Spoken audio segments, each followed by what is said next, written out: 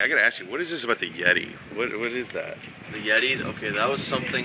So when I got on Xbox and like they gave me my account, it was like, they just gave me the name Scenic Yeti, and that's what Microsoft. They gave like random names, and so when I started playing with the BAMs on Xbox, they started like referring to me as Scenic Yeti, and I thought that was hilarious. And so, and then now, pretty much, I mean, over time, now the whole school pretty much refers to me as Scenic Yeti. Isn't there like a persona that comes with it? There is a persona. It's like I come out with like it's like a medieval voice, and I kind of got it from someone that used to play here. I think it was Mitchell Dupra. He used to walk around like this and be like, "Hello there, my name is Mitchell Dupra." And so now I'm like, "Hello, I'm Scenic Yeti.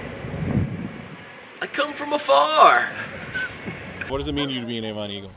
Playing for the city. Since maybe third grade, I was a water boy for the team. Just watching these guys put the work in practice every day. It's just meant, it takes a lot of work and dedication to play for the team. And showing up is probably the biggest part. Accountability is probably the biggest part when it comes to what it means to play for Avon. So, how about everything you guys go through? The dirty dozens, the 2-a-days, the getting up at 5 a.m. to lift. How would you describe that to an outsider? I would say it's definitely a grind because, I don't always get the right amount of sleep every night because I just don't want to. I'm always up doing my own thing. So when you get up, it's go time. You got to get to the weight room and lift and put up a new PR every week, put up a little more each week until you get bigger and stronger, and that's what prepares you when you play on the field. How has it changed you as a person? It's definitely disciplined me way more. It's made me more accountable. It's made me have a care to play football, for not just for the city, but just for my teammates in general. Because these guys are up doing the same thing too every night, getting up at 5 a.m. to lift. And well, if we all do that, then that's what it takes to be successful. How would you compare this program to other programs in the state? I'd say it's definitely way farther in terms of just what it takes to, lift. We do way more in terms of lifting, I bet. It's like 3 or 4 days a week. Practice is maybe not as intense because, they want us to save our legs for the games, but it's definitely more like attention to detail. The coaches they're really great at giving us coaching points to help us get better as players and as men in general. And that's just what prepares us on the field for Friday nights and off the field, like in the classroom. You mentioned being the water boy. You've been around the program for years. Even if you were just watching little things or little nuances from a player or a coach or something on a Friday night, you've been around it. Do you think that gave you an advantage coming in, your freshman, sophomore, and now up to senior year? Just call Malloy Taylor. No, that was like Tyrod Taylor, where it was like aired up a little too high. So it was Malloy that threw it, so you called him Taylor. I guess. Yeah, and it definitely did. And I water boyed. I used to go to some of their summer practices, so I got to get a feel of what the practice format was like. And it was definitely like we're always going.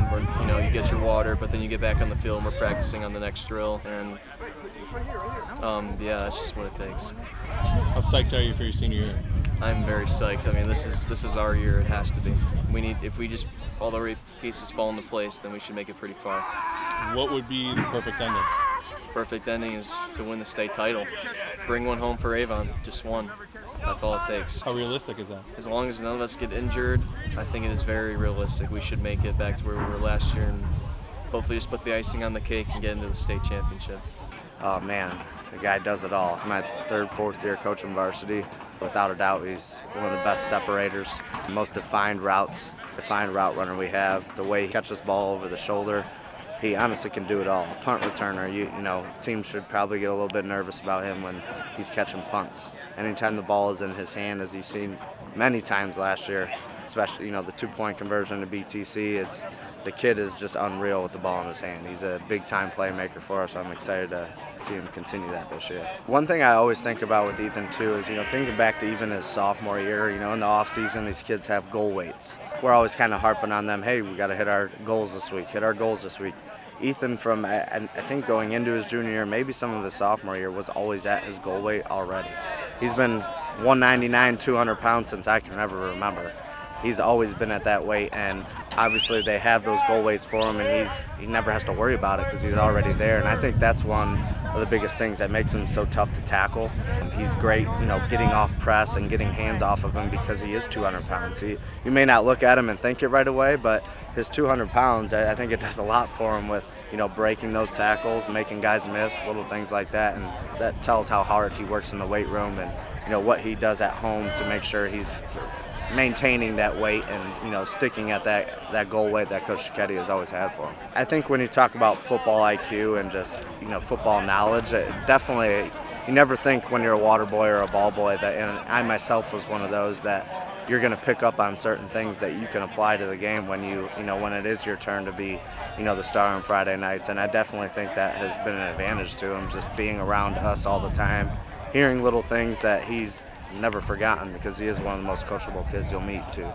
Hard worker, quiet leader, leads by example, great kid, and then also obviously a great football player and playmaker, fearless competitor, and a joy to coach. When he's out on the field, I think he makes his presence known at all times. And the other thing that comes to mind about him as a football player is also not only his speed, but also his size. 5'11", around 6 foot wide receiver that's around 200 pounds. So he's not smaller receiver, so he really makes his presence felt with receivers, and I think he takes receivers by surprise with his vertical speed and physicality. Ethan is maybe going to go down as one of the best wide receivers to ever play at Avon. We'll see what kind of senior year he has, but when it comes to tracking a football, we've never had someone do it better than Ethan. Meaning when the ball's in the air, he's able to judge better than anyone whether he needs to throttle down, accelerate, he can adjust right, left, and make some tremendous catches that are remarkable. But then the thing people don't realize is he's 200 pounds. So he's physical in the run game as he's blocking you.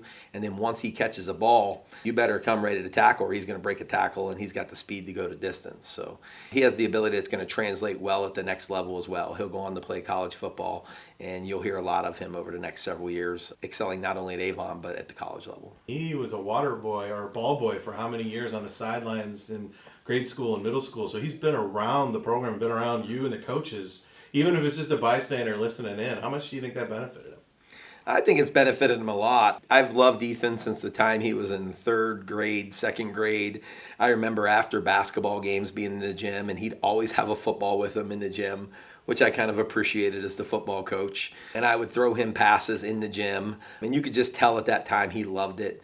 It's funny, my son Blake is a freshman, and he remembers playing tackle football with Ethan when Ethan was in sixth grade, and that means Blake was like in third grade, and he speaks of Ethan just trucking him and running people over, and he watches him now and realizes he's one of the top receivers in the entire state of Ohio.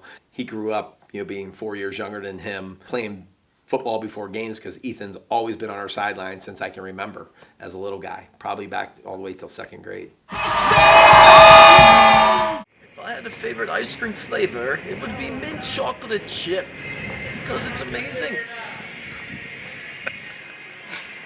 The minty flavor is just, it's so fresh, it is. Your pizza, what toppings you get? Toppings, probably pepperoni, just peppers too. Peppers really, they add the flavor in the pizza. I like it. We made a movie about Ethan Holbrook. Who would play Ethan Holbrook? It would have to be Sam Batilio, because first of all, we're redoing this, and he shouted me out, so I'm like, okay, I have to shout him out back, because, he's a great human being. We were both similar looking with the red hair, and I don't know, he's a good-looking man. We're both good-looking men, so we would easily play each other in any movie. Again, I gotta ask, why not a Hollywood actor? Why not a Hollywood actor? Because Sam is already Hollywood material, and he's just sitting here in Avon, so. Recently, the Mega Millions hit $1 billion. If you bought a ticket and won, what would be the first thing you'd buy? What would be maybe the first 10 things you'd buy? I'd probably buy a new house for our family just to live in, just a lot nicer place, I guess, and I just leave it up to my parents to decide, because like AJ said, I don't really know what I'd do. Maybe get some new technology, I don't know, something like that. A new car or what? Yeah, no, new car. What Maybe kind of? If they ever made, I'd probably, no, you know what I'd do? I would get in the Ford, and I'd tell them to start making the Ford Fusions again, because Ford Fusion's probably my favorite Ford car, because it's like the nicest looking sports car that Ford makes.